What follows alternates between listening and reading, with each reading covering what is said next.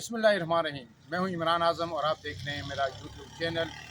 नाज़रीन, इस चैनल के थ्रू जहां हम अदालती उमूर पर बात करते हैं, सुप्रीम कोर्ट में क्या हो रहा है, हाई कोर्ट में क्या हो रहा है, वहीं हम इस मुल्क की माशी सूरत पर भी बात करेंगे, सियासी सूरत पर भी बात करेंगे और आपके सामने जो एक्चुअल पिक्चर है वो रखेंगे। इस मुल्क में क्या कुछ अच्छा हो रहा है और क्या मज़ीद करने की ज़रूरत है, क्या सब कुछ गलत हो रहा है या कुछ अच्छा भी हो रहा है। और इस मुल्क के जो आम शहरी के मसाइल हैं उन पे हम ज़्यादा से ज़्यादा फोकस करेंगे।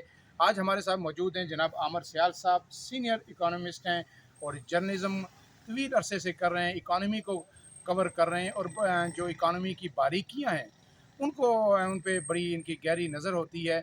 इनसे हम पूछेंगे कि आमर सियाल साहब, इस वक्त मुल्क की माशी सूरत हाल क्या है, अब तक इस हुकूमत ने क्या कुछ अच्छा किया, क्या करने की ज़रूरत है और आइंदा 2 से 3 सालों में इस मुल्क की जो माशी नक्शा है वो मुल्क का वो किस कदर जाएगा।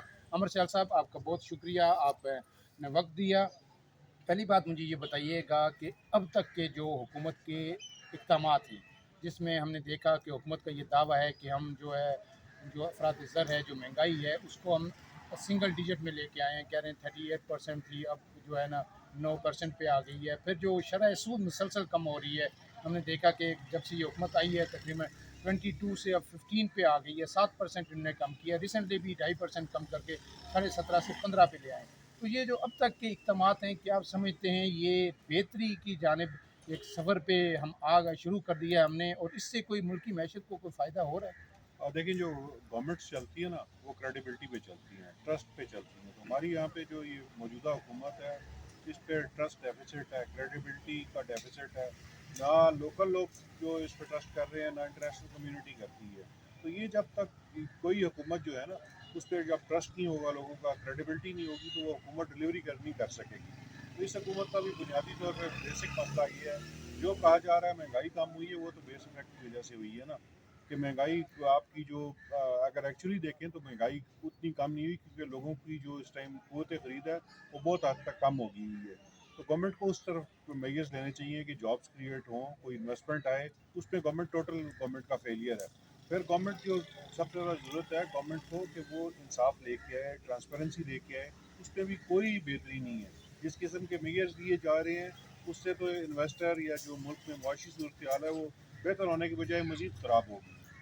इसमें अमर सियाल साहब, जो एक हमारा रियल स्टेट सेक्टर था वो बड़ा फ्लरिश कर रहा था, लोगों ने बड़ा पैसा कमाया और बड़ी रेल पेल थी पैसों में, रातों रात लोग करोड़पति भी बने। लेकिन अब पिछले कुछ अरसे से हम देख रहे हैं कि वो मुकम्मल ठप हो चुका है। और मैंने बड़े बड़े रियल स्टेट से बिजनेस से जुड़े लोग जो देखे हैं कि वो अब जो है ना, बात इस हद तक आ गई है कि वो घर रेंट आउट कर रहे हैं, घर जो है किराए पे लगा रहे हैं, उससे अपने ऑफिस के खर्चे पूरे कर रहे हैं और एक कोलैप्स है कंप्लीट। इसकी क्या वजह है? क्या ये जो टैक्सीज हैं, ये जो गेन टैक्स लगाया गया है, दूसरी चीज़ें, इसने सबको ख़त्म कर दिया है या कोई और वजह है इसके पीछे? और देखें, जो पाकिस्तान जैसा मुल्क है ना, यहाँ पे सिर्फ वो सेक्टर ग्रो करते हैं जिस पे गवर्नमेंट का कोई अमल दखल नहीं होता। तो रियल स्टेट सेक्टर में अब गवर्नमेंट की जो है काफ़ी अमल दखल बढ़ गया है और टैक्सेस भी लग गए हैं। तो वो उस पर जो चीज़ें हैं वो पहले वाली नहीं रहेंगी।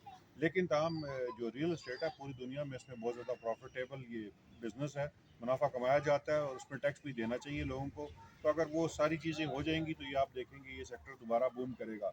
लेकिन पाकिस्तान के दो एरियाज़ ऐसे हैं जिनमें बहुत ज़्यादा ग्रोथ पोटेंशियल है और लोगों के मसाइल जो है बहुत हद तक हल हो सकती है और बहुत ज़्यादा जॉब्स निकलती हैं। वो दो सेक्टर हैं, एग्रीकल्चर और आईटी इंडस्ट्री। एग्रीकल्चर में देखें, आपकी जो प्रोडक्शन है ना वो दुनिया में सबसे कम है। 30 एकड़ हमारी जो पैदावार है वो सबसे कम है। उसे अगर हम दुगना कर लें तो हमारी जो चीज़ें सस्ती भी हो जाएंगी और हम एक्सपोर्ट मार्केट में भी जा सकते हैं।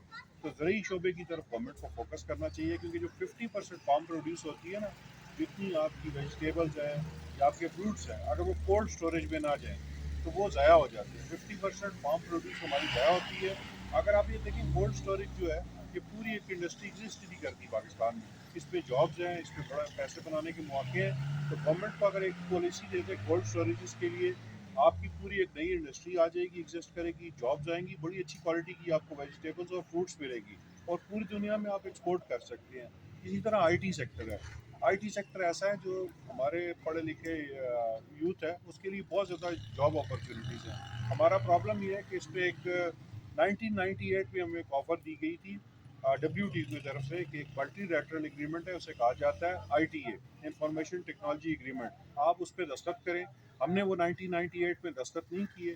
اس کی وجہ صرف یہ تھی کہ انہوں نے کہا کہ اگر یہ پاکستان میں یہ ہم دستخط کر دیں گے تو یہاں پہ لائسنس سافٹ ویئر ہوگا اور یہ لوگ افورڈ نہیں کر سکتے. انڈیا نے دستخط کر دی اور ایک سال میں 98 میں انہوں نے دستخط کیے.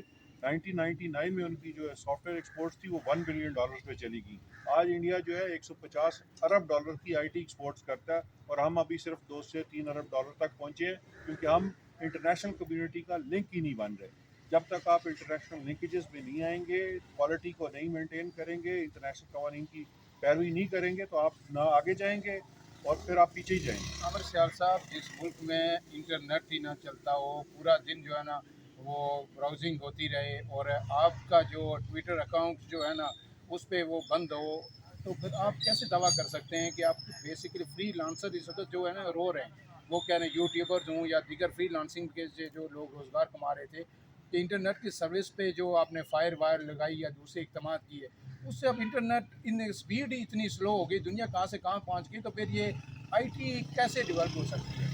اب میں آپ سے یہ آخری یہ بتا دیں عامر سیال صاحب کہ آپ کی نظر میں کون سے ایسے 3 سے 4 اقدامات ہیں جو حکومت اگر کرتی ہے تو آئندہ 2-3 سالوں میں سرے دست فوری طور پہ تو کچھ نہیں ہوگا، لیکن پاکستان میں جو ہے کہ بزنس کا ریوائول ہوگا، لوگوں کو روزگار مل سکتا ہے؟ دیکھیں جو گورنمنٹ ہے نا اس سے بالکل سمپل سا ہے کہ آپ کہیں کہ یہ بزنس ہے، یہ اگر آپ کریں گے تو یہ ٹیکس ہوگا. بالکل سمپلیفائی کر دیں ٹیکسز کو. جو گورنمنٹ کی جو اپروولز ہیں اسے سمپلیفائی کر دیں، کم سے کم کر دیں. گورنمنٹ بالکل پیچھے نکل جائے اور آپ نئے کاروباروں کو آنے دیں، انہیں روکیں مت. اگر کوئی اسٹارٹ اپ ہے، اب پاکستان میں جو نئے بزنسز آ سکتے ہیں انہیں آپ ایک ٹیکس ہالیڈے دیں، کم از کم 10 سالوں کی ٹیکس ہالیڈے دیں. نئے بزنس شروع کر رہے ہیں، آپ نے یہ ٹیکس دینا ہے اور آپ آ جائیں اور آپ کام سٹارٹ کریں اور اس پہ شرط یہ رکھیں کہ آپ اتنے لوگوں کو امپلائمنٹ دیں گے. اور یہ ہر سیکٹر میں ایک جیسی پالیسی نافذ کی جائے تو آپ دیکھیں گے کہ یہ بہت ایزلی ہوگا. جو پاکستانی بیٹھا ہے نا مڈل ایسٹ میں، یورپ میں، امریکہ میں، اس کے پاس بہت پیسے ہیں، وہ پاکستان آنا بھی چاہتا ہے. آپ کی پالیسیاں ایسی ہیں کہ وہ آ نہیں سکتا. تو بیوروکریسی کا عمل کم سے کم کریں، لوگوں کو جو ہے نئے بزنسز اسٹارٹ کرنے کا موقع دیں، اس کے لیے اسپیسز ڈیڈیکیٹ کر دیں کہ اسپیس میں آئے جہاں پہ اسٹارٹ اپ بزنس اسٹارٹ کریں اور اسے رجسٹر کریں اور اسے ٹیکس انسینٹو دیں. آپ دیکھیں کہ آپ کے ملک میں اربوں ڈالر آئیں گے اور ود ان فیو منتھس آئیں گے.